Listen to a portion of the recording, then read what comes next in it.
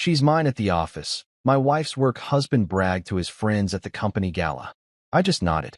Later, he saw me in a quiet conversation with the keynote speaker.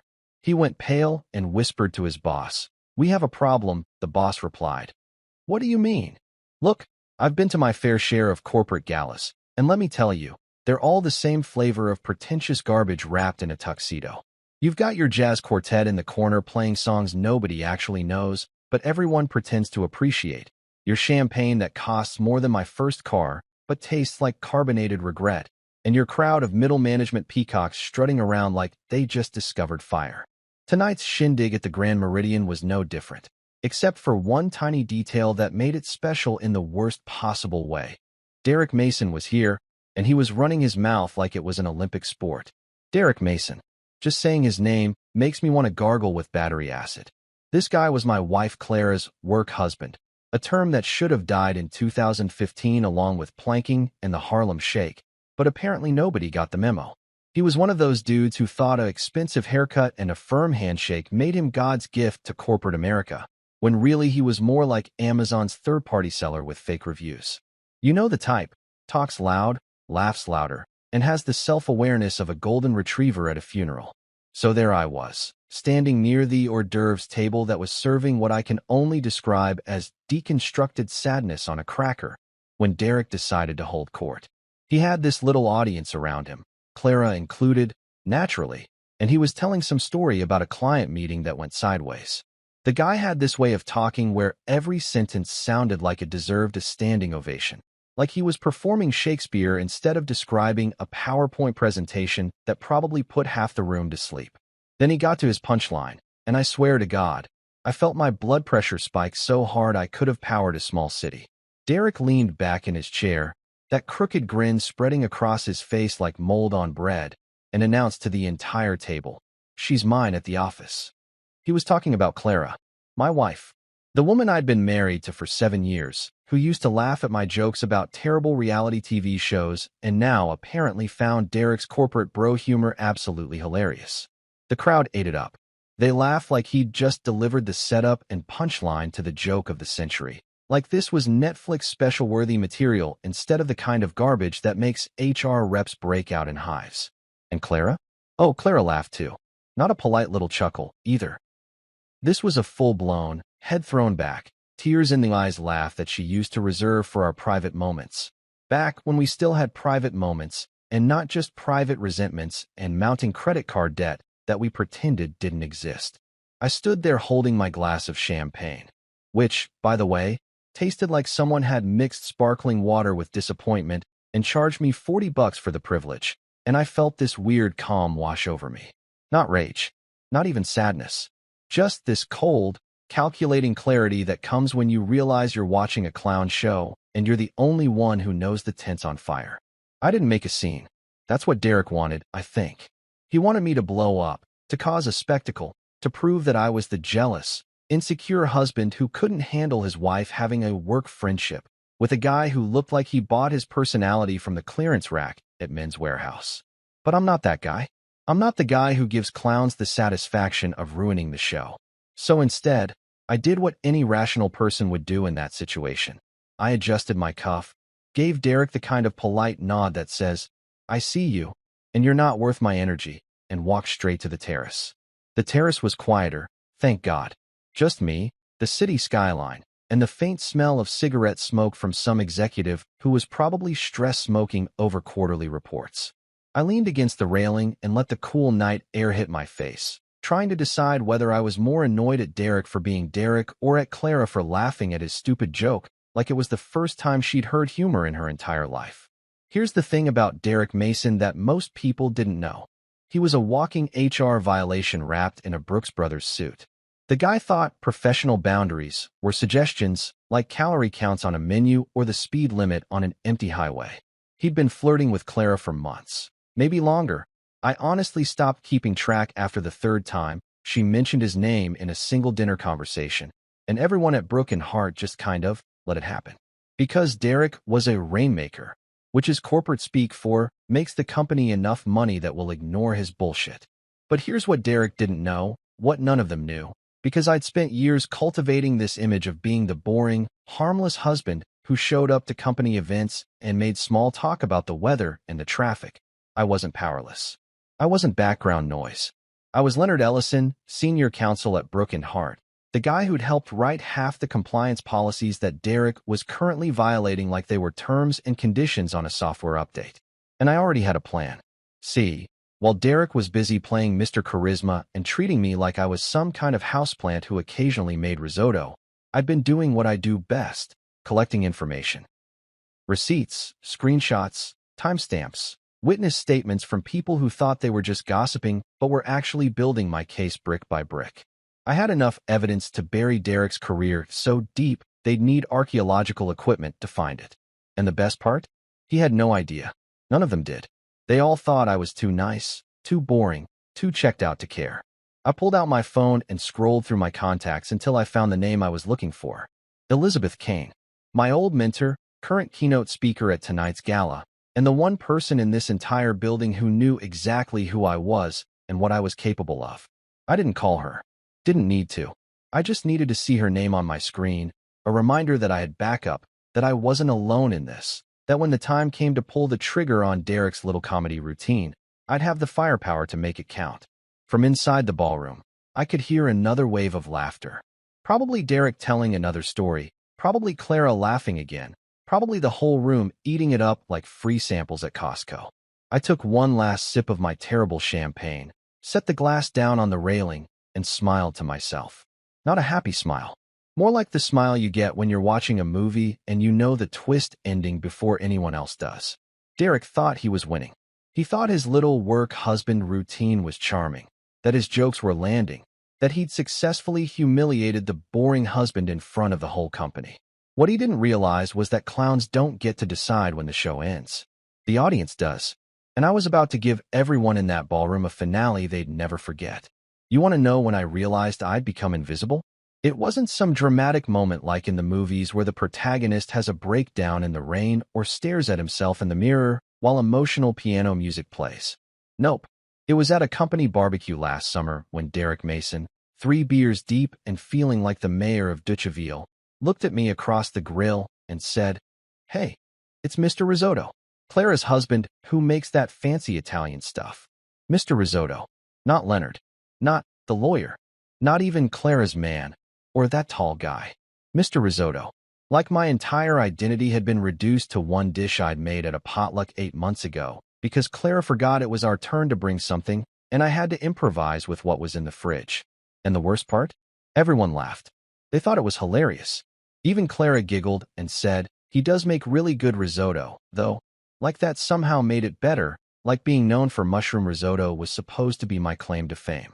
I used to be someone, you know. Leonard Ellison, senior counsel at Brook and Hart, one of the most prestigious corporate law firms in the tri-state area. I'd built compliance frameworks for Fortune 500 companies, negotiated contracts that had more zeros than most people see in their bank accounts their entire lives, and mentored associates who now had corner offices and thought they were hot shit. But somewhere along the way, I'd become a ghost in my own life. The guy who showed up to company events and blended into the wallpaper so effectively that people forgot I was even there. It was strategic, actually. See, when Clara and I first got married, I made a decision. I wasn't going to be that guy at her office. You know the type.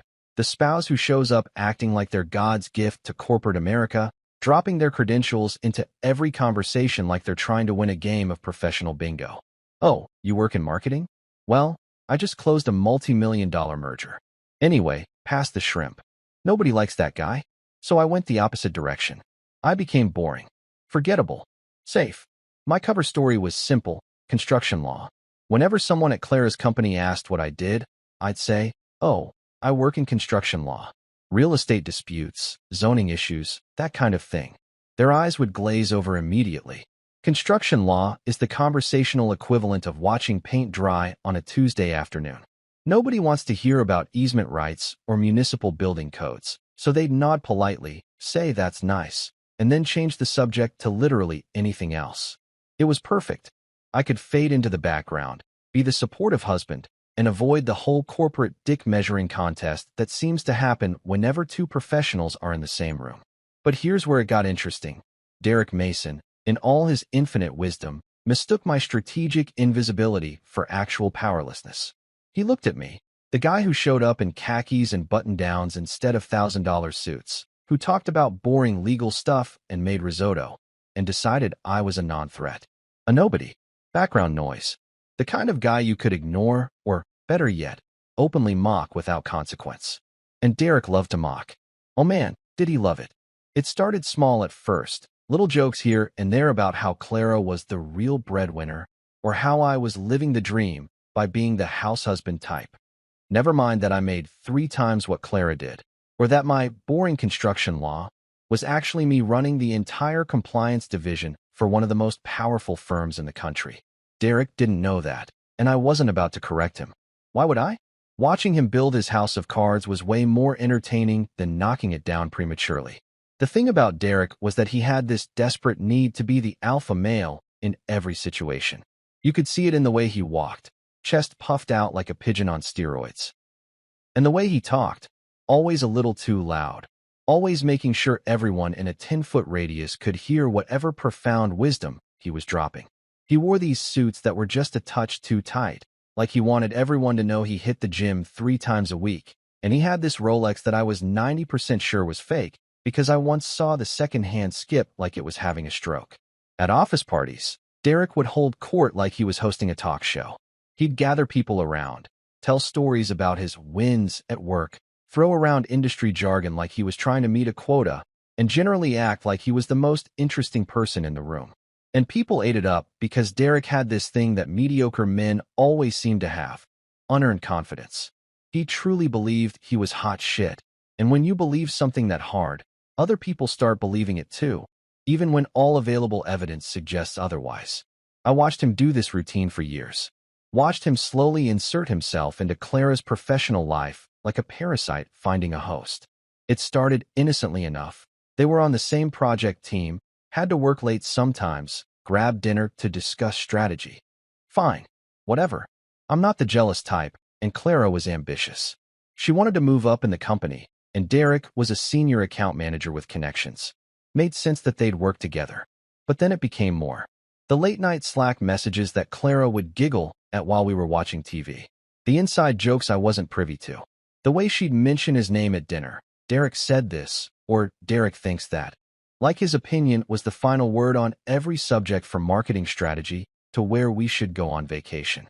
And then came the nicknames. Work husband. God, I hate that term. It's like someone took the concept of emotional affair and rebranded it as something cute and harmless. Like it's totally normal to have a whole separate pseudo-relationship with someone at the office as long as you slap a quirky label on it. What really got me, though, was how everyone just accepted it. At company events, people would joke about Clara and Derek, the dynamic duo, like it was the most natural thing in the world. They'd make comments about how they finished each other's sentences and were basically the same person. And Clara would just smile and laugh and bask in the attention, never once stopping to think about how it looked, or how I felt sitting there being referred to as Mr. Risotto, while her work husband got to be the funny, charming, successful one. But here's what Derek didn't understand, what none of them understood. Boring isn't the same as powerless. Invisible doesn't mean harmless. I was like insulation in the walls of a house. You don't notice it, you don't think about it. But when idiots start playing with fire, that's when you realize what insulation actually does. It doesn't just sit there. Under the right conditions, it catches fire and burns the whole damn house down. And Derek? Derek was playing with matches, thinking he was in control, thinking he was safe because the quiet guy in the corner didn't seem to care. What he didn't realize was that I'd been collecting kindling for months. Every inappropriate comment, every boundary he crossed, every time he treated me like I was furniture, I logged it, remembered it, added it to the pile. I wasn't reacting because I didn't need to react. I was a lawyer, and lawyers don't throw punches. We file paperwork. We build cases. We wait for the perfect moment to present evidence that turns someone's world upside down. So yeah, I was Mr. Risotto, the boring construction lawyer. Clara's forgettable husband who showed up to events and smiled politely while Derek performed his one-man show. But underneath that carefully constructed image of harmless mediocrity, I was something Derek should have been terrified of. a senior counsel with a photographic memory, a vindictive streak, and access to every compliance policy at Brook and Hart. Because here's the beautiful irony. While Derek was busy treating me like wallpaper, I was the guy who literally wrote the rules he was breaking. And wallpaper doesn't fight back. But lawyers? Lawyers destroy you with a smile and a memo. So I'm back inside the ballroom after my little terrace therapy session, and Derek's still going strong. The guy had the endurance of a motivational speaker on cocaine, just nonstop talking, gesturing, laughing at his own jokes like he was his own best audience. He'd upgraded from his fake Rolex story to some tale about disrupting the market or synergizing core competencies or whatever business buzzword bingo he was playing that night. I swear I watched that Rolex for a solid 30 seconds, and the second hand literally stuttered. Like, it would tick forward, pause, tick again like it was questioning its own existence. If that watch was real, I was the Queen of England. I grabbed another glass of champagne from a passing waiter. At this point, I'd accepted that all the champagne here tasted like carbonated disappointment. So why fight it? And posted up near one of those tall cocktail tables that serve no purpose except giving people something to lean on while they pretend to be interested in conversations they don't care about. From this vantage point, I had a perfect view of Derek's traveling circus, and let me tell you, the show was reaching peak ridiculousness. Clara was still in his orbit, of course, along with a few other people from her department who looked like they were either genuinely entertained or just too polite to walk away. You know that face people make when they're trapped in a conversation, but they're secretly calculating escape routes? Yeah, a couple of them had that look. But Derek was oblivious, as usual, riding high on his own supply of manufactured charisma. That's when I saw her. Elizabeth Kane. Now, if you don't know who Elizabeth Kane is, let me paint you a picture. Imagine if Meryl Streep and Ruth Bader Ginsburg had a baby who went to Harvard Law, clerked for a Supreme Court justice, and then decided corporate law would be more fun. That's Elizabeth. She was the keynote speaker tonight. Something about navigating ethical challenges in modern business, which was ironic considering half the people in this room couldn't navigate their way out of a paper bag, let alone an ethical dilemma. But Elizabeth was the real deal. Partner at Thornfield and Associates, board member for about 17 different companies, and oh yeah, the person who mentored me when I was a baby-faced associate who thought pro bono was a U2 song. Elizabeth was across the room, doing that thing powerful people do where they're technically in a conversation, but also scanning the room for more important conversations they could be having. Her eyes swept past the bar, past the jazz quartet, past Derek's amateur hour performance, and then they landed on me. And stopped. For a second, we just looked at each other. No waves, no smiles, just this moment of mutual recognition that felt like the entire room should have gone silent, but didn't because everyone else was too busy pretending Derek was fascinating. Then I did something simple, something small. I gave her a nod. Not a big dramatic one, not a hey look at me gesture, just a subtle dip of my chin that said, yeah, it's me. Long time no see. Elizabeth's expression changed. Not dramatically. This woman had a poker face that could win her every casino in Vegas, but I saw it. The slight raise of her eyebrows. The way her lips pressed together like she was processing information. The micro shift in her posture from social butterfly to strategic operator. And then she did something that made my entire evening. She excused herself from her conversation mid-sentence, turned on her heel, and walked straight toward me. I'm talking about a beeline, folks. No stopping to shake hands. No pausing for small talk with other people trying to intercept her. Just a direct path from where she was to where I was standing, like she was a missile and I was the target, except in a good way. The kind of way that makes other people wonder what the hell they're missing.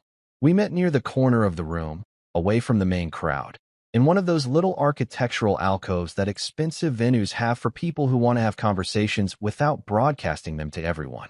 Elizabeth didn't say anything at first. She just looked at me with this expression that was half, I can't believe you're here, and half, I can't believe you let this happen.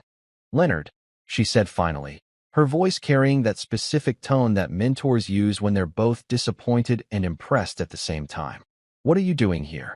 Supporting my wife, I said, which was technically true and also the most diplomatic answer I could give in public. Elizabeth glanced over at Clara, then at Derek, then back at me. That's Derek Mason, she said, and it wasn't a question. The one who's been. Yep, I interrupted, because I really didn't need her to finish that sentence. That's him. We sat down at a small table tucked in the corner, the kind of spot where you could have a conversation without the whole room watching, but also where, if people were paying attention, they'd definitely notice you were having a serious conversation. Elizabeth sat with her back straight, hands folded on the table, looking every inch the powerful attorney she was. I leaned back in my chair, trying to look casual even though my heart was doing this weird thing where it was racing and calm at the same time. "How long has this been going on?" she asked, cutting straight to it because Elizabeth Kane didn't do small talk when there was real talk to be had. "Months," I said. "Maybe longer. Hard to say when harmless flirting crosses over into whatever the hell this is." Elizabeth's jaw tightened. "And you've been dealing with this how?" "Quietly," I said. "Strategically. Legally." That got her attention. She leaned forward slightly, and I saw the lawyer in her activate like someone had flipped a switch. "What do you have?" "Everything," I said simply. "Receipts, messages, witnesses. Enough to make HR's head spin. I've been building the case for a while now." A smile flickered across Elizabeth's face, the kind of smile that lawyers get when they realize their opponent is about to walk into a trap they didn't even know was there. "You wrote Brooke and Hart's vendor policy, didn't you?" "I did," I confirmed. "Including all those fun clauses about professional conduct and the appearance of impropriety." "Leonard," Elizabeth said, and she actually laughed. Not a big laugh, just this quiet chuckle of appreciation. "You sneaky bastard. Does Clara know that I wrote the policy?" "Yeah, vaguely. That I specifically designed it to catch people like Derek?" "No, that particular detail somehow never came up." Elizabeth reached across the table and touched my shoulder. It was a brief gesture, barely lasted 2 seconds, but it was significant. Respectful. The kind of touch that says, "I see you, I understand what you're doing, and I've got your back." In the world of high-powered corporate law, that touch meant everything. It meant alliance. It meant support. It meant that when the time came, I wouldn't be fighting this battle alone. And Derek saw it. Oh man, did Derek see it. I watched his face from across the room, saw the exact moment when his brain registered that Elizabeth Kane, the Elizabeth Kane, keynote speaker, corporate powerhouse, person whose LinkedIn profile made other lawyers weep with envy, had just walked across the room to sit with me. The guy who makes risotto. The boring construction lawyer. Mr. Nobody. Derek's face went through this beautiful journey of emotions. First confusion, like he couldn't quite process what he was seeing. Then recognition, like maybe he'd seen Elizabeth before or knew who she was. Then concern, that special kind of concern that people get when they realize they might have miscalculated something important. His smile faltered. His posture changed. He leaned over to his boss, Paul, this middle-aged guy with the personality of lukewarm oatmeal, and whispered something urgent. I couldn't hear what Derek said, but I could read his lips well enough. "We have a problem." Paul, bless his clueless heart, just blinked at Derek like he'd just been told the sky was plaid. "What do you mean?" he said, loud enough that I could hear it from across the room. I almost choked on my champagne. I actually had to put my glass down and cough into my napkin because the urge to laugh was so strong it was physically painful. Here was Derek, finally realizing that maybe, just maybe, he'd been playing a game without knowing all the players. And Paul, sweet oblivious Paul, standing there like a golden retriever who'd been told to solve a calculus problem. Elizabeth caught my reaction and raised an eyebrow. "Is that his boss?" "Yep," I managed. "Paul Henderson. Nice guy? Couldn't spot a red flag if it was on fire and dancing the Macarena." "This is going to be entertaining," Elizabeth said, and there was a gleam in her eye that reminded me why she was so good at what she did. She lived for this stuff. The strategy, the chess game, the moment when carefully laid plans started to pay off. We talked for another 20 minutes, keeping our voices low, occasionally glancing at Derek, who was now very clearly spiraling. Elizabeth filled me in on some connections she had at Brooke and Hart, people I could trust, people who would be very interested in the documentation I'd collected. I filled her in on the specifics of Clara and Derek's little workplace romance, including some details that made Elizabeth's professional composure crack just enough for me to see her genuine disgust. When we finally stood up to rejoin the party, Elizabeth squeezed my arm one more time. "Monday morning," she said. "Send me everything. Let's make sure this is handled properly." "Will do," I said. As she walked away, I allowed myself one small moment of satisfaction. one little smile that nobody else could see because my back was to the crowd. Derek thought tonight was his night, his moment to shine, his chance to show everyone how clever and charming he was. Turns out it was my night. I just let him do all the performing. Let me take you back 3 years, to a Tuesday night that seemed completely insignificant at the time, but turned out to be the equivalent of planting a landmine in Derek Mason's future. Clara had come home from work around 7:30, which was early for her back then. She was still in that eager beaver phase of her career where she thought staying late made her look dedicated instead of just making her look like someone who couldn't manage their time. She'd kicked off her heels in the hallway, dropped her laptop bag on the kitchen counter with that specific thud that said, "I'm too tired to put this away properly," and pulled out a stack of papers that looked like they'd been printed by someone who didn't understand the concept of double-sided copying. "Hey babe," she'd said, rifling through our fridge for the leftover Thai food that I'd ordered the night before. "Can you do me a favor?" Now, when your spouse asks if you can do them a favor with that particular tone of voice, the one that's trying to sound casual but is actually saying, "I need you to do work that I don't want to do," you've got two choices. You can say no and start an argument, or you can say yes and see where it goes. I was in a good mood that night. I just won a settlement for a client that was going to net me a bonus that would cover our vacation to Colorado, so I was feeling generous. "Sure," I said, not looking up from my laptop where I was reviewing a contract that was so boring it could have been used as a sleep aid. "What's up?" Clara grabbed a fork and started eating pad thai directly from the container because apparently plates were for amateurs. Brooke and Hart is updating their vendor policy. You know, the whole thing about how employees interact with external contractors, gifts, entertainment, blah blah blah. My boss asked me to review the draft and give feedback, but honestly, she made this face like she'd just been asked to explain quantum physics. "It's dry as hell, and I have 0 brain cells left today. Can you just skim it and let me know if it looks okay?" Skim it. She wanted me to skim a vendor policy. Me, Leonard Ellison, the guy who'd spent the last decade of his life building compliance frameworks that were tighter than airport security. Asking me to skim a policy document was like asking Gordon Ramsay to just glance at a recipe. But I didn't say that. Instead, I just held out my hand. "Yeah, I can take a look." Clara practically threw the papers at me, already moving toward the living room and the Netflix queue that was probably loaded up with whatever reality show she was binge-watching that week. "You're the best. Just let me know if anything jumps out. I need to submit feedback by Friday." I looked down at the document. Brooke and Hart Vendor Relations and Professional Conduct Policy, Draft V3. 37 pages of what I could immediately tell was generic corporate boilerplate that had been copy-pasted from some template someone found on Google. It was the kind of policy that looked impressive in a binder but had more loopholes than a crocheted blanket. Any halfway decent lawyer could drive a truck through these clauses. And that's when I had what I can only describe as a moment of divine inspiration. Or maybe divine pettiness. The line between the two is pretty thin when you're a lawyer. See, I'd already started noticing things about Clara's relationship with her coworkers. Nothing dramatic yet, nothing I could point to and say this is a problem, but just these little things that added up. The way she'd mention certain people's names more than others. The inside jokes I wasn't part of. The work dinners that seemed to happen more frequently than necessary. At that point, Derek Mason wasn't even on my radar specifically. He was just another name in the rotation of people Clara worked with. But I had this nagging feeling, this little voice in the back of my lawyer brain that said, "You know what? Maybe it would be smart to have some insurance. Just in case."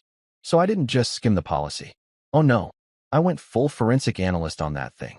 I made myself a cup of coffee, pulled out my red pen, because yes, I'm one of those people who still edits on paper like some kind of legal dinosaur, and I went to work. The original draft was weak. Pathetically weak. It had your standard stuff about employees should maintain professional relationships with vendors, and gifts exceeding $100 must be reported, and other vague nonsense that sounded official but meant absolutely nothing. It was the corporate equivalent of saying, "Please be good," and hoping that would magically make people behave. I rewrote that sucker from the ground up. Well, not completely. I was smart enough to keep it looking like minor edits rather than a total overhaul, because if Clara thought I'd spent serious time on this, she'd get suspicious. But I made some very strategic additions. Little clauses that looked innocuous on the surface, but were actually bear traps waiting for someone to step wrong. Paragraph 9 was my favorite. The original version said something boring like employees should maintain appropriate professional boundaries. Useless. Completely useless. So I changed it to employees must refrain from engaging in behavior that could be construed as romantic or sexual in nature with vendors, clients, or professional contacts. This includes, but is not limited to, excessive personal communication outside of business hours, intimate dinners not directly related to business objectives, or the exchange of gifts of a personal nature. See what I did there? Could be construed as not is definitely romantic.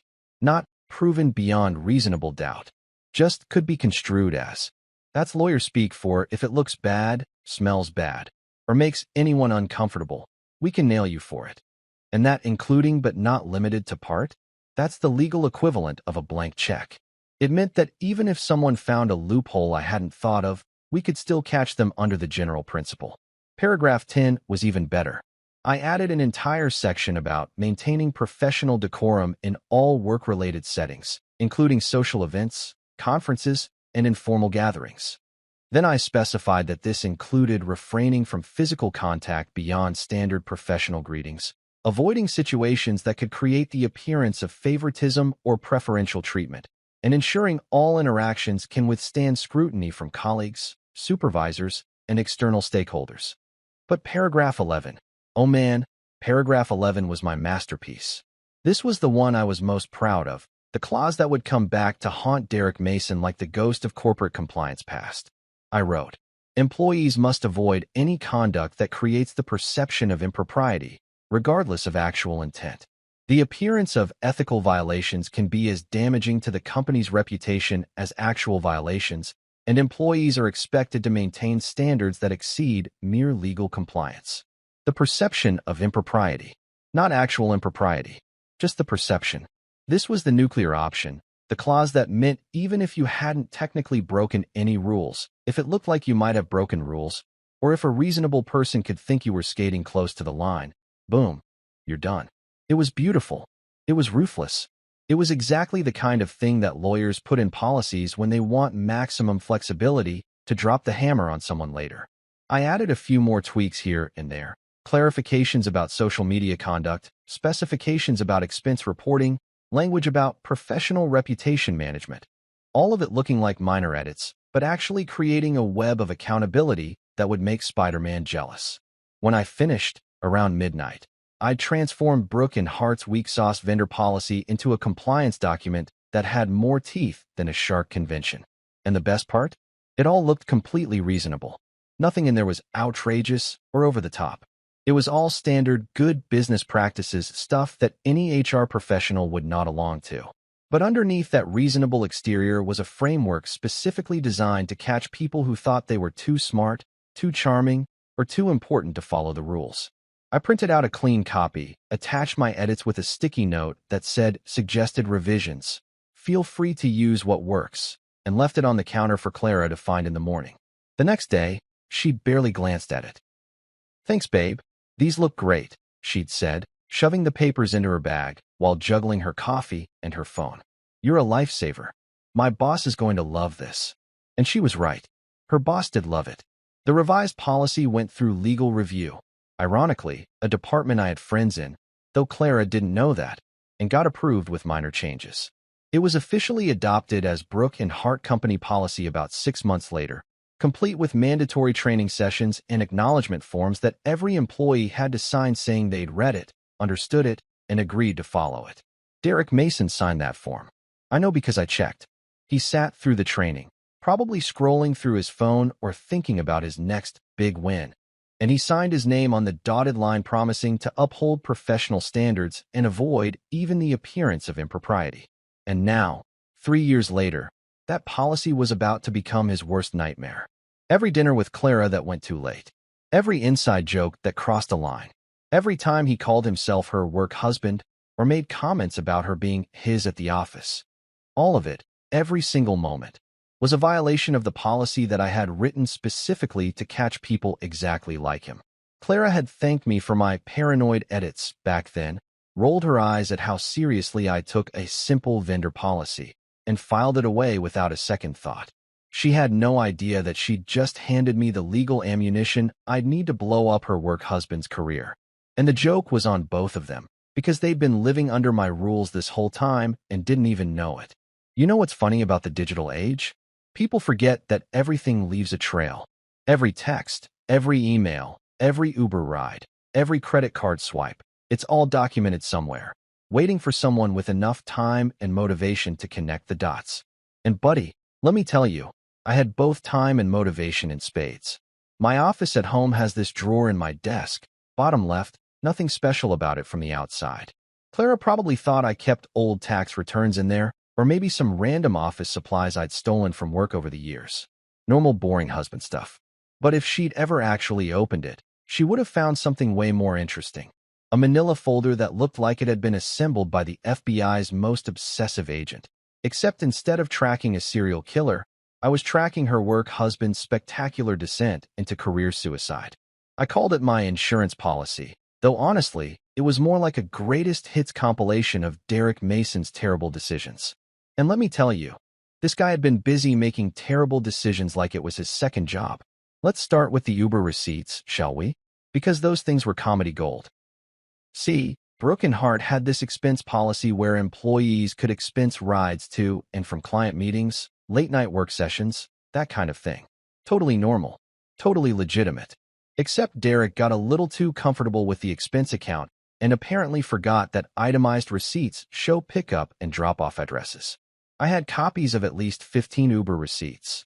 Thank you. Shared cloud storage that Clara never bothered to password protect separately, that showed rides from Brooke and Hart downtown office to Marcello's Italian Bistro at 8 or 9 p.m., followed by rides from Marcello's Italian Bistro to addresses that were definitely not Derek's apartment and also definitely not Clara's in my house. Some fancy hotel in the financial district. The Peninsula. The Ritz. Places where a quick nightcap turns into, oops, it's midnight and I'm too tired to go home. And the beautiful part? Derek expensed these as client entertainment. Client entertainment. The man was either the world's dumbest fraudster or he genuinely believed that HR was staffed entirely by people who'd never seen a calendar before. Because here's the thing. I cross-referenced those dates with Clara's calendar. Again, shared cloud storage. Thanks, honey. And wouldn't you know it, there were no client meetings scheduled on any of those nights. Just late work session with Derek or project dinner or my personal favorite, team building. Team building. At the Ritz. At midnight. Sure, Derek. That's totally what team building looks like. Then we had the hotel bills, which were even better because Derek was apparently too cheap or too stupid to pay for these himself. Some of them went through the corporate card, again, listed as client entertainment or emergency accommodation due to late meeting. And the itemization was just chef's kiss perfect. Room service at 11 p.m. 2 glasses of wine, 1 cheese plate, 1 chocolate dessert to share. Minibar charges. Late checkout fees. One bill even had a movie rental charge, and I'm guessing he wasn't catching up on the latest Marvel film for professional development. I had copies of all of these because, and this is where Derek's arrogance really shined, he'd forwarded them to Clara on Slack with messages like, "Expense team will never check these LOL," and another successful client dinner winking-faced. The man literally created a paper trail of his own fraud and then added emoji to it like he was texting his college buddies about sneaking into a bar with a fake ID. Speaking of Slack, oh man, the Slack messages were a goldmine. An absolute treasure trove of inappropriate workplace communication that would make any HR professional need a stiff drink and a long vacation. I had screenshots of everything because Clara, bless her heart, kept her Slack logged in on her laptop at home, and I may have occasionally borrowed that laptop when mine was acting up. Most of the messages were just unprofessional enough to be damning without being explicitly incriminating. Lots of, "You look amazing today," and "Can't wait for our late-night session smirking face," and "Don't tell the husband, but I think I'm stealing you away." Derek loved signing off his messages with, "Your real husband," followed by various emoji, the winking face, the hard eyes, the little devil. Because nothing says, "I respect professional boundaries," like calling yourself someone else's husband while you're supposed to be working. But my absolute favorite, the one I'd printed out in color and kept at the front of the folder like it was the Mona Lisa of workplace violations, was from about 4 months ago. Derek had sent Clara a message at 2 in the morning that said, "Still thinking about tonight. When's the company honeymoon?" Face-blowing kiss. And some absolute legend in their department whose name I didn't know but whose judgment I questioned deeply, had taken a photo at an office happy hour of Derek and Clara laughing together, posted it to the company Slack channel, and captioned it, "When's the company honeymoon?" with like 15 laughing emoji. People had reacted to it, given it thumbs up, left comments like "couple goals" and "get a room you too," and "HR is typing." The last one was meant as a joke, but the irony was about to become very, very real. I'd screenshotted all of it. The original message, the photo, every reaction, every comment.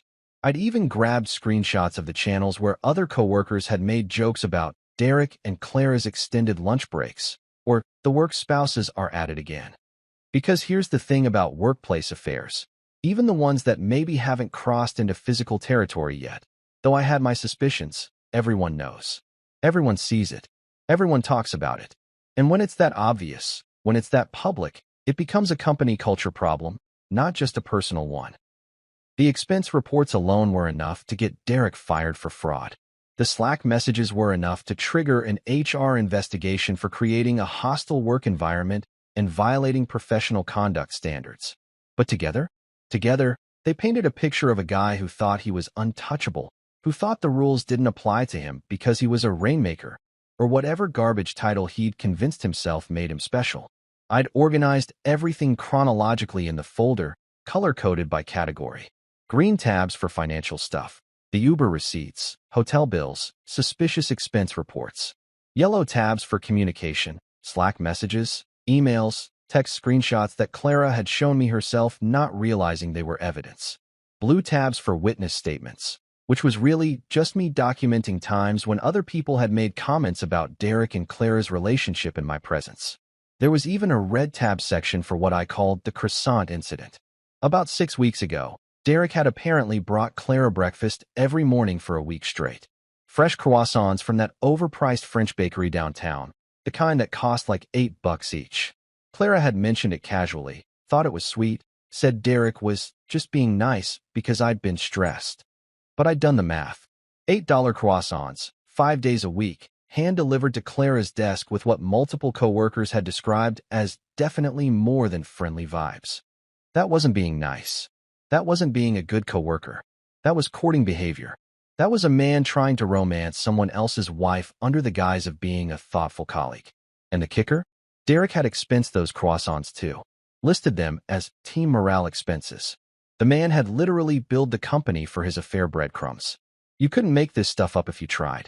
I had a junior staffer's Instagram post in the folder too, from a company retreat about 3 months back.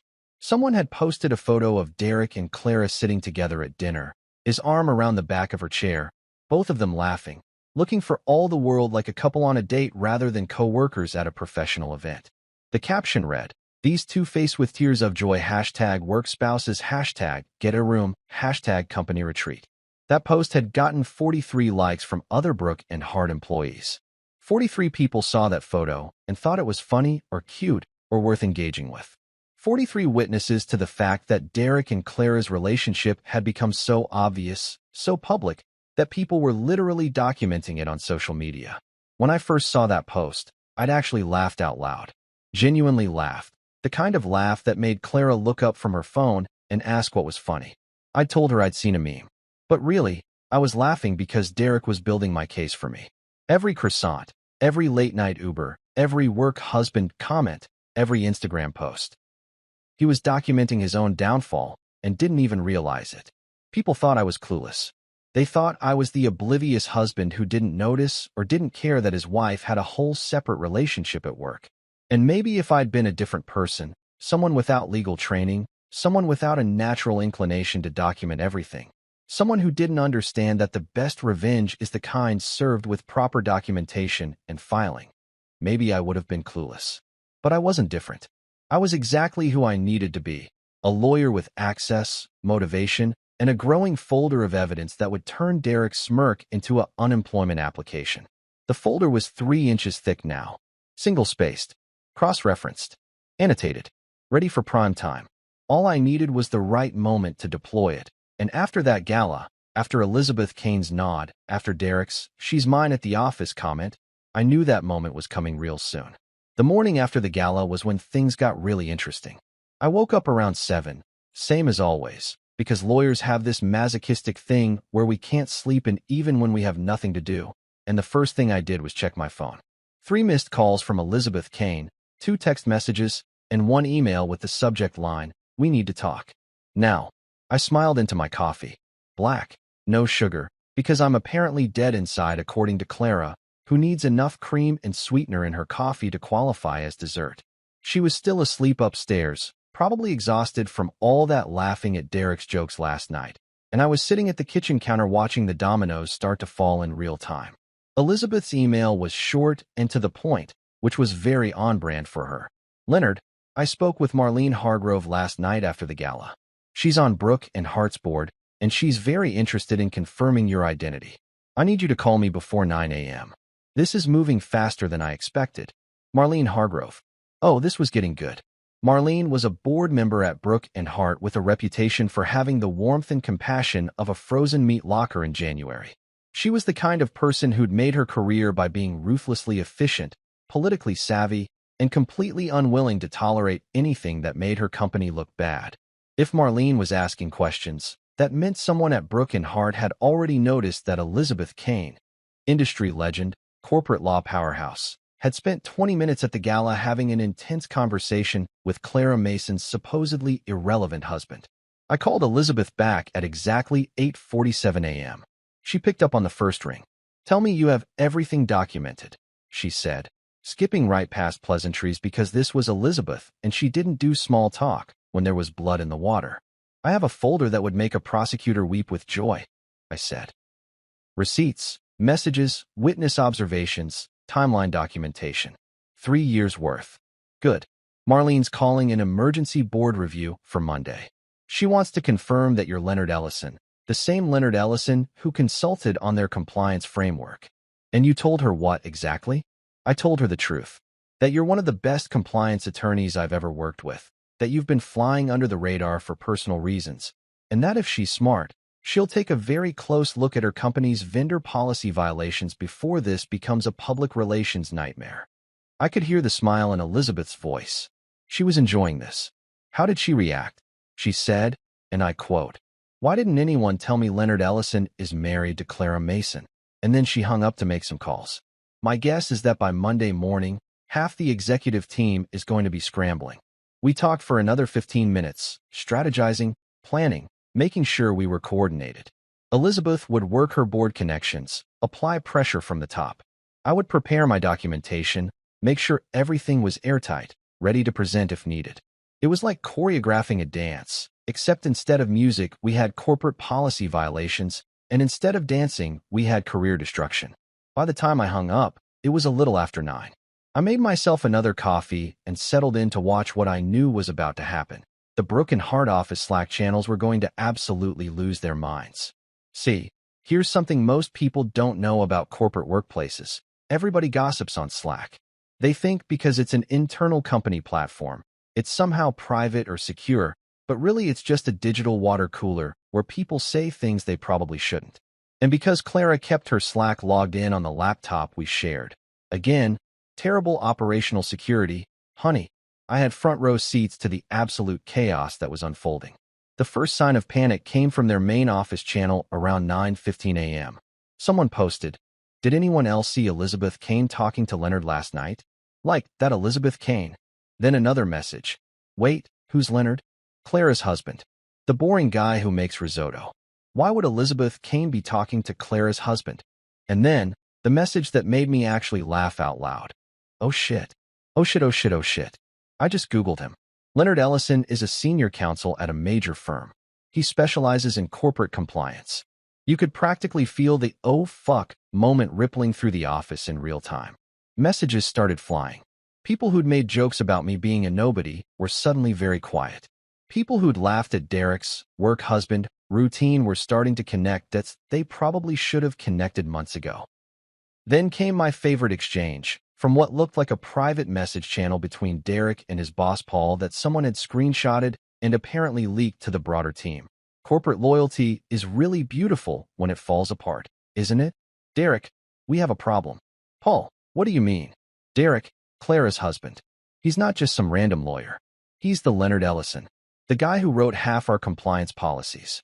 Paul, Derek. So I've been calling him Mr. Risotto for 6 months and making jokes about being Clara's real husband while he's been sitting there knowing every single policy I've been violating. There was a pause in the messages, and I imagined Paul's face going through that same journey Derek's had at the gala. Confusion, then recognition, then that special kind of dread that comes when you realize you've been playing checkers while someone else was playing chess with pieces you didn't even know existed. Paul's response, how bad is it? Derek, I don't know. But if he's been paying attention, it could be really bad. If I'd been paying attention, that was rich. I hadn't just been paying attention. I'd been taking notes, collecting evidence, building a case file that could be used as a textbook example of how to document workplace misconduct. But sure, Derek, keep thinking there's an if in this equation. The office Slack continued to blow up throughout the morning. Someone found my LinkedIn profile and posted it. Holy shit. This guy has worked on compliance for like 15 Fortune 500 companies. Another person, didn't we all sign that vendor policy a few years ago? The one about professional conduct and appearance of impropriety. Yet another, oh my God, he wrote that policy. Clara brought it home and he edited it. I remember her mentioning it. And then the messages just stopped. Like someone had pulled a fire alarm and everyone suddenly remembered that Slack messages aren't actually private and maybe, just maybe, they should shut the hell up before they incriminated themselves too. I checked the time. 10:30 a.m.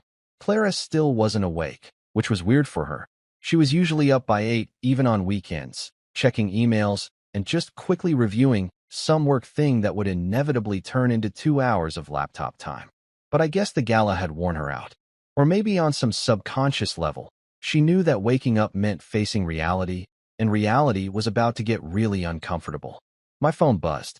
Another email, this time from someone I didn't recognize. James Whitaker, COO of Brook & Hart. The subject line was Inquiry Consultation Services. I opened it. Professional, carefully worded, the kind of email you send when you're trying to figure out if you're about to get sued. Mr. Ellison, it has recently come to our attention that you may have provided consultation on our corporate compliance framework. We would appreciate the opportunity to discuss this further at your earliest convenience. Please contact my office to schedule a meeting. Translation: we just found out who you are, and we're freaking out because we have no idea how much you know or what you're planning to do. So please call us so we can try to do damage control before this becomes a disaster. I didn't respond. Not yet. Let them sweat a little. Let them wonder. Let Derek spend the weekend checking his phone every 5 minutes, trying to figure out if Monday morning was going to bring a regular work week or a career-ending apocalypse. Around 11, I heard Clara's footsteps upstairs. The shower running. Normal morning routine sounds. I wondered if she'd checked her phone yet, if she'd seen the Slack messages, if anyone had texted her privately to give her a heads up that her boring construction lawyer husband had just been outed as a corporate compliance expert who'd probably witnessed every single policy violation she and Derek had been racking up. She came downstairs 20 minutes later, hair wet, wearing sweatpants and one of my old college t-shirts. She looked tired, confused, a little pale. Hey, she said, her voice weird. Off. Did something happen at work? I took a sip of my now cold coffee. Why do you ask? I have like 50 Slack messages and 3 missed calls from Derek. Everyone's freaking out about something, but nobody's being clear about what. Huh. I said, playing it casual, playing it cool. That's weird. Maybe something with a client. Clara stared at her phone, scrolling through messages, her expression getting progressively more concerned. I watched her face change as she read, as the pieces started clicking into place. The Elizabeth Kane conversation. My job title. The policies. Derek's panic. Lenny, she said slowly, and I could hear the edge of fear creeping into her voice. What exactly do you do at your firm? I smiled. Just a small one. I build compliance frameworks. I write policies. I help companies avoid legal liability and reputational damage. And Brook & Hart's vendor policy. I wrote most of it. You brought it home 3 years ago, asked me to skim it. I did more than skim. Clara's face went white. Actually white. Like someone had just told her the house was on fire, and also she was standing in gasoline. Her phone slipped a little in her hand. "Oh my God," she whispered. "Derek, all those dinners. The messages. The receipts.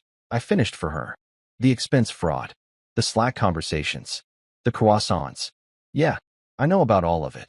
She just stood there, frozen, while her phone continued buzzing with messages from coworkers who were collectively realizing that the quiet guy they'd all dismissed had been the biggest threat in the room the entire time. Monday morning rolled around like it was personally offended by the weekend and wanted everyone to know it. I was up at 6, which was early even for me, but I had a front row seat to what was about to become the greatest workplace implosion since that guy at Enron thought shredding documents was a solid plan. I made my coffee, settled into my home office, and pulled up the laptop that was still logged into Clara's Slack account. Yeah, I know, invasion of privacy, violating trust, all that stuff. But you know what?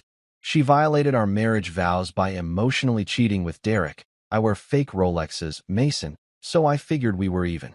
The Broken Heart office Slack was already active, even though it was barely 6:15 a.m. Night shift IT people wrapping up, early bird executives trying to look productive, and, oh, this was good, Derek Mason, online and active, probably because he hadn't slept in 3 days. At exactly 7:45 a.m., a message popped up in Derek's DMs from someone in HR. "Derek, please report to HR at 8:30 a.m.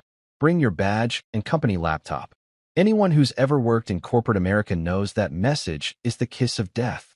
Bring your badge and laptop is HR speak for, "You're about to get fired, and we want to make sure you can't steal anything or send spiteful emails on your way out." It's like when a restaurant asks you to come in on your day off. Nothing good is about to happen. I watched Derek's status change from active to away almost immediately. I imagined him staring at that message, his stomach dropping like an elevator with cut cables, his mind racing through every possible scenario and landing on the correct one. He was absolutely, completely, thoroughly screwed. At 8:15, another message went out, this time to Clara. "Clara, please make yourself available for a meeting at 10 a.m. in Conference Room B.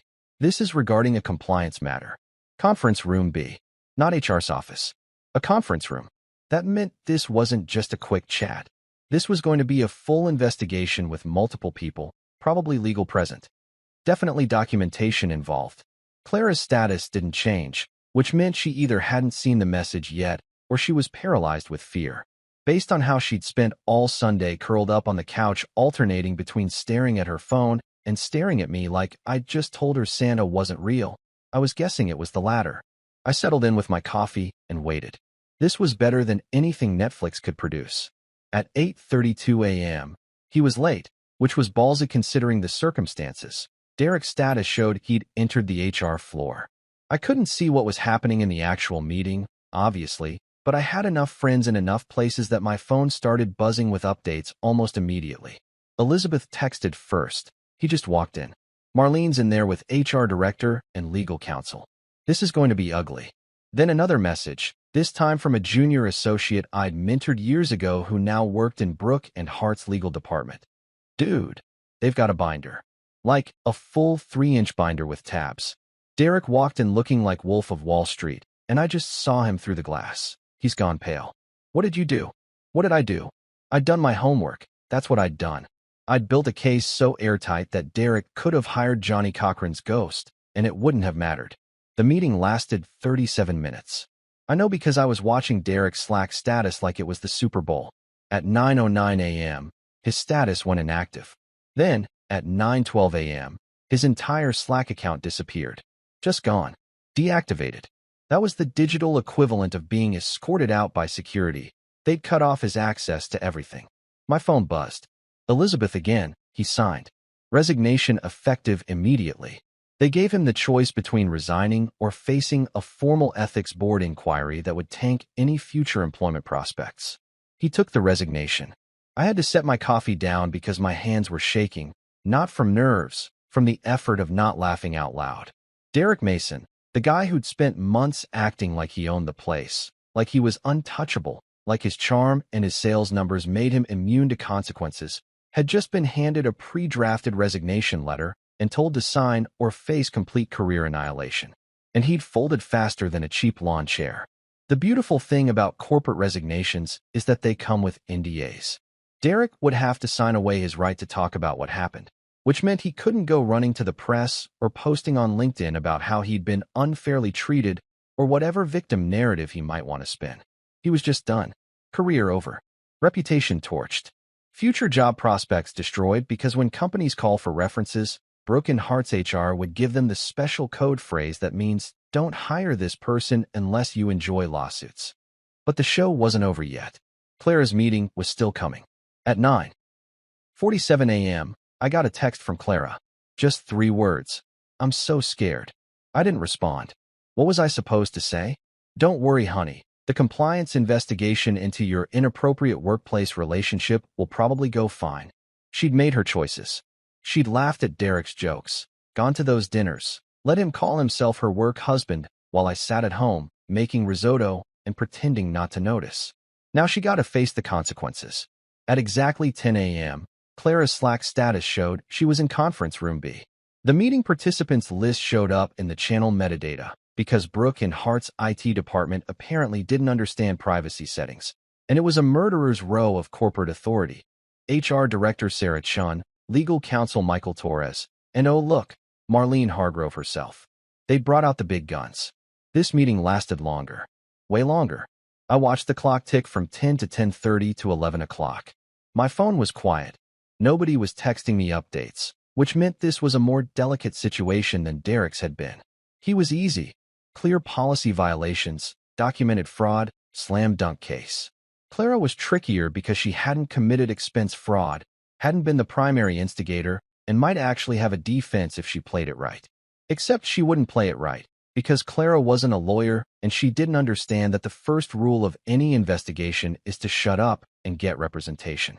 At 11:23 a.m., I got a text from my legal department contact. She's trying the "we're just friends" defense. Sarah Chun literally pulled out screenshots of the work husband messages and Slack posts. "Your wife just said those were jokes." Torres looks like he wants to bang his head on the table. I winced. The "we're just friends" defense. Classic amateur move. Never mind that they'd had multiple intimate dinners, stayed at hotels together, exchanged messages that any reasonable person would interpret as romantic, and been the subject of office gossip for months. They were just friends. Sure, Clara. And I'm just a construction lawyer who happens to know every compliance policy you violated.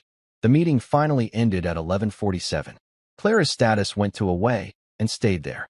No deactivation like Derek, which meant she wasn't fired, but her continued silence meant it wasn't good news either. My phone rang. "Elizabeth, your wife just got placed on administrative hold," she said without preamble. Not fired, not suspended, but essentially benched while they conduct a full investigation. They've stripped her project management title, reassigned her teams, and put her on what they're calling modified duties until the board makes a final determination. Which means what exactly? Which means she gets to come to work every day and sit at her desk doing nothing while everyone knows she's under investigation. It's corporate purgatory. They're probably hoping she'll just resign on her own so they don't have to fire her and risk a wrongful termination suit. And Derek? Gone. They escorted him out at 9:15. Took his badge, his laptop, his parking pass. He's blacklisted from the building. Security has his photo with instructions not to let him back in. I thanked Elizabeth and hung up. Sat there for a minute, processing.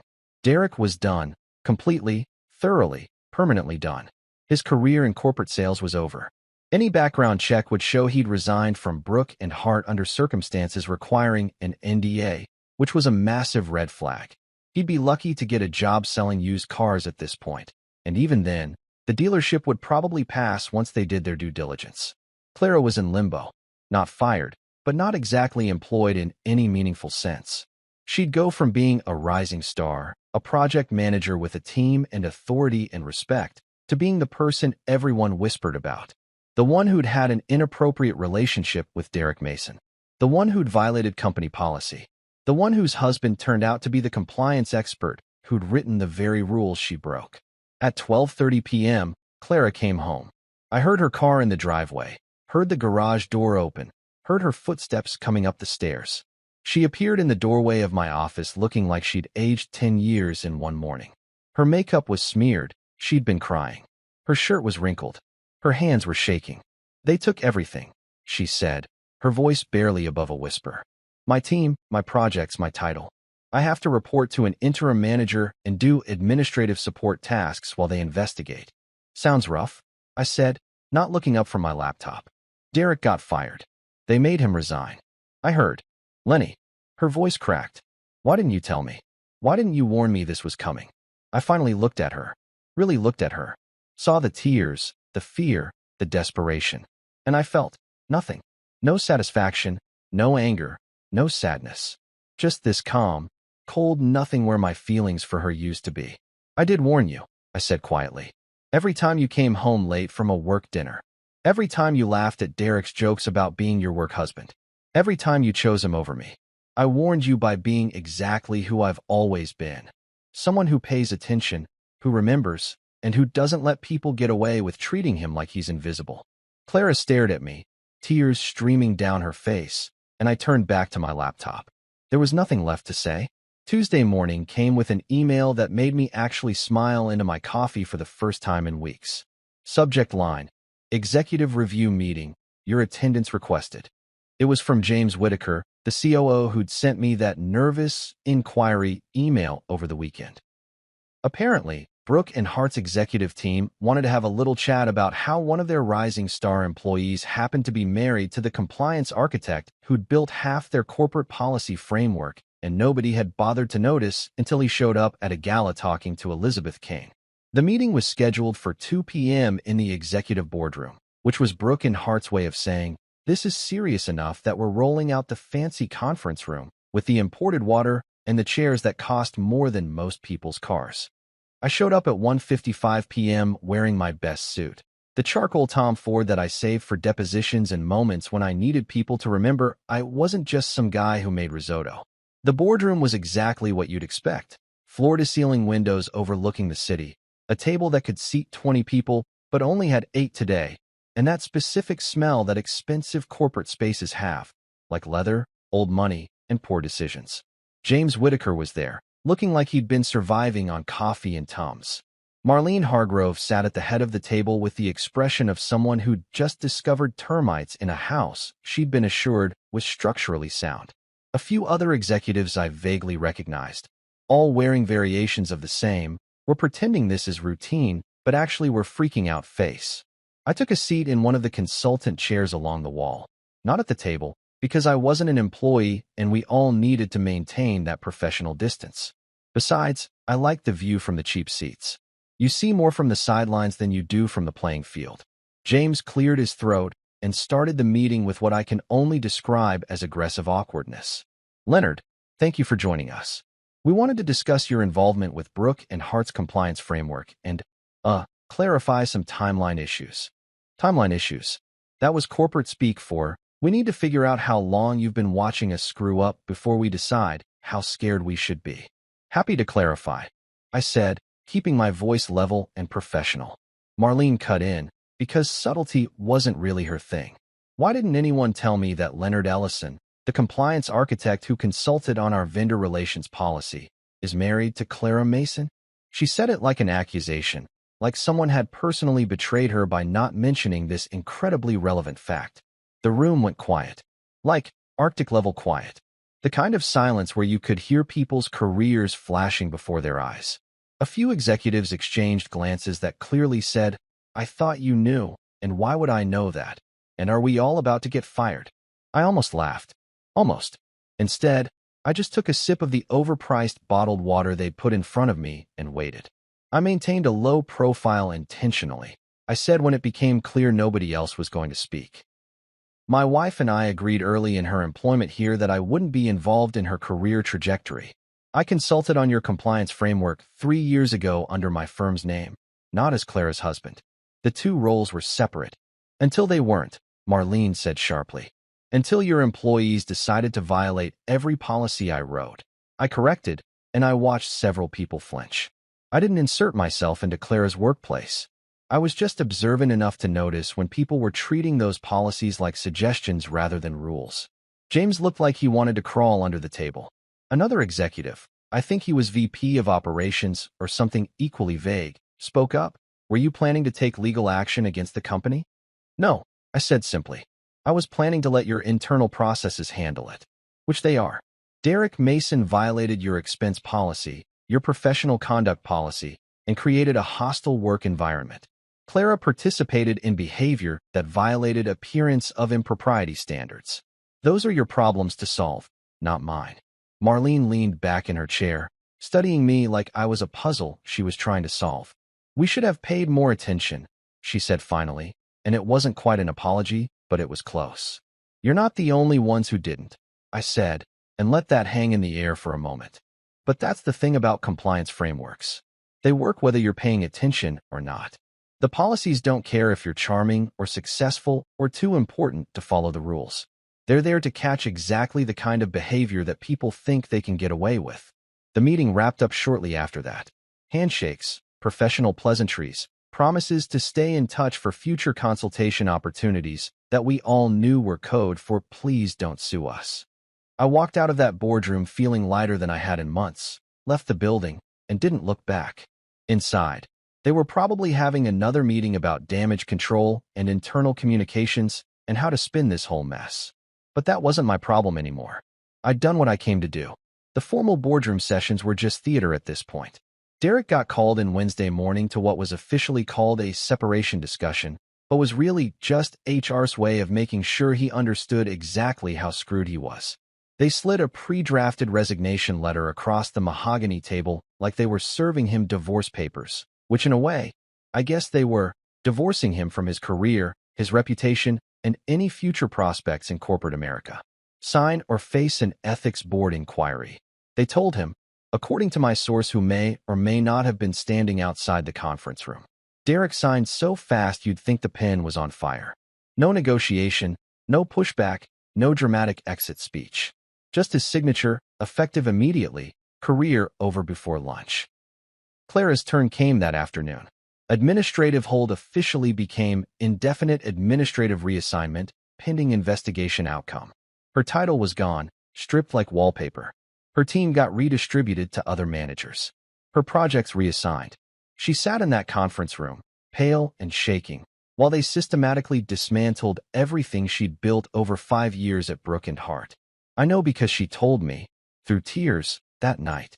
I listened without comment, collected my folder of evidence, and quietly left the room. No gloating, no lectures, no "I told you so." Just silence, which somehow felt more devastating than anything I could have said. Late Thursday night, my phone rang. Clara's name on the screen, her voice barely holding together. I lost everything, she cried, like she was expecting sympathy from the guy she'd humiliated for months. What should I do? I kept my voice calm, clinical even. Clean up. Alone. Like you wanted. Then I hung up, blocked her number, and finished packing. Derek got his letter Friday morning. Official notice that he was blacklisted from future corporate employment in the industry. His references would be poisoned, his reputation torched. Every job application would hit the same wall. Not eligible for rehire. Career over at 34. Meanwhile, I boarded a red-eye to Seattle. Elizabeth had lined up a consulting gig that paid obscene money for minimal visibility. Exactly what I wanted. High-level compliance work, zero drama, and definitely no Derek in sight. Walking through the terminal at midnight, rolling my single suitcase behind me, I thought about all their jokes. Mr. Houseplant.